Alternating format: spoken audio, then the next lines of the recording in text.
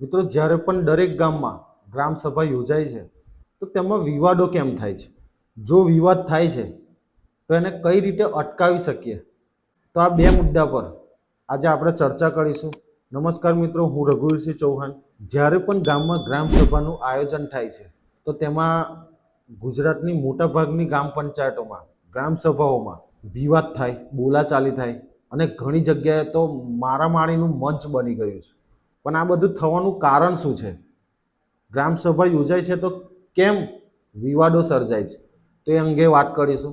તો ગ્રામ સભામાં વિવાદો થાય છે તેના મુખ્ય કારણો છે કે ગામના લોકો પાસે પૂરતી માહિતી નથી. જ્યારે પણ ગ્રામ સભાની રજૂઆત કરવામાં આવે છે, જાહેર નોટિસ આપવામાં આવે છે, તો એમની પાસે પૂરતી માહિતી હોતી નથી. ગ્રામ સભા કયા વિષય પર બોલાવવામાં આવે છે અને ગ્રામ સભા યોજાય છે તો મન ફાવે એમ લોકો પ્રશ્ન રજૂ કરતા હોય છે.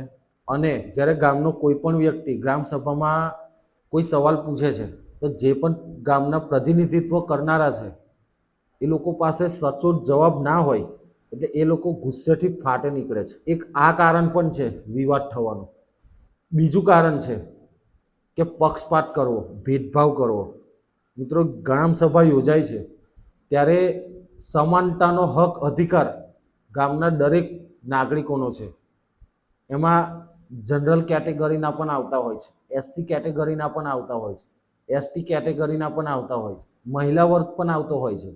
તો વિવાદ કેમ થાય છે કે જે પણ એસસી એસટી અથવા મહિલા વર્ગ છે, ગરીબ વર્ગ છે, એ લોકો કોઈ પ્રશ્ન રજૂ કરે છે કે એમની રજૂઆત રજૂ કરે છે તો એમને બોલવા દેવામાં નથી આવતા. એક આ કારણને લીધે પણ વિવાદ ઊભો થાય છે. એક ત્રીજું કારણ છે કે ગ્રામ સભામાં રાજકીય દખલઅંદાજી. ઘણા ગામડામાં થતું હોય છે કે રાજકીય રીતે લોકો સાથે બોલવામાં કે અનબનાવ હોય તો તેવા કારણોને લીધે ગ્રામ સભામાં વિવાદ સર્જાતા હોય છે. પક્ષપાતી ભાષા બોલવી, ઉશ્કેરણીજનક શબ્દ બોલવા, એવા કારણોને લીધે વિવાદ સર્જાતો હોય છે. ચોથું કારણ છે કે અધ્યક્ષ સ્થાન લેનાર સરપંચ હોય, ઉપસરપંચ હોય કે સભ્ય હોય, એમનું ગ્રામ સભા પર નિયંત્રણ ન હોવું.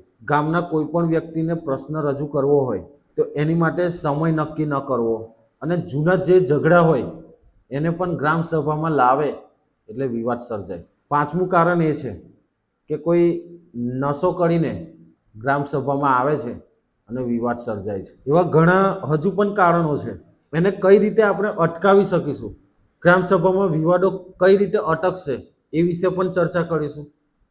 તો ગ્રામ સભાનું આયોજન થાય એટલે જે પણ ચૂંટાયેલા પ્રતિનિધિ છે, સરપંચ, ઉપસરપંચ, સભ્ય, એ લોકો ગામ લોકોને અગાઉથી જાણકારી આપે. પારદર્શકતા માટે જાહેર નોટિસમાં યોગ્ય એજન્ડા, ગ્રામ સભા કયા મુદ્દાને લઈને ભરવાની છે એ યોગ્ય માહિતી ગામના દરેક વ્યક્તિને આપે.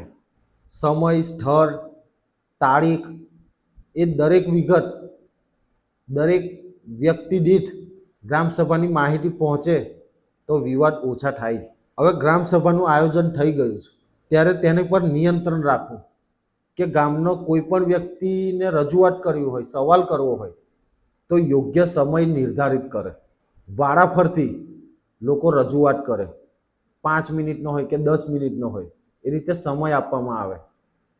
અને એક વ્યક્તિ સવાલ કરે તો એની સામે જવાબ એ જ વ્યક્તિને અપાય તો આની પર નિયંત્રણ થઈ શકે અને વિવાદો અટકાવી શકાય.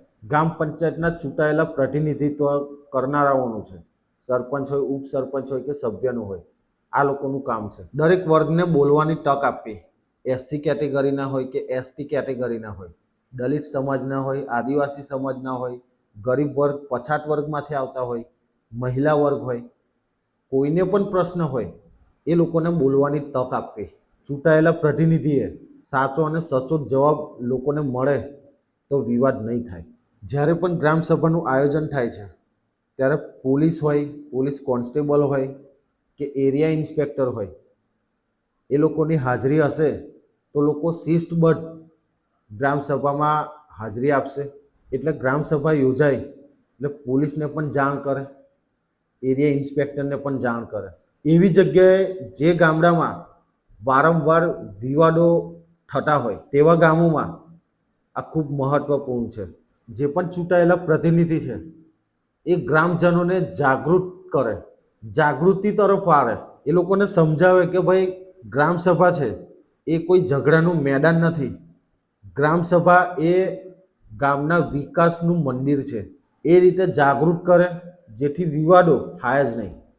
એટલે આ બધી કાળજી ચૂંટાયેલા પ્રતિનિધિ છે, સરપંચ, ઉપસરપંચ, સભ્યો, વહીવટી અધિકારી પણ આ રીતનું આયોજન કરીને લોકોને સમજાવે તો વિવાદ ઓછા થઈ શકે છે. આવા નિયમો છે કે નિયમોનું પાલન થાય, લોકો જવાબદાર બને, લોકોને ગ્રામસભામાં માન સન્માન મળે તો વિવાદો થાય જ નહીં. મિત્રો, આ વિડીયો તમને ઉપયોગી લાગે તો તમે લાઈક કરજો, વધુમાં વધુ ગામડા સુધીને પહોંચે એ રીતે શેર કરજો, અને તમને આવી માહિતી ઉપયોગી લાગતી હોય તો ચેનલને સબસ્ક્રાઈબ કરજો, જેથી અવારનવાર આગળના વિડીયો પણ તમારા સુધી પહોંચી શકે.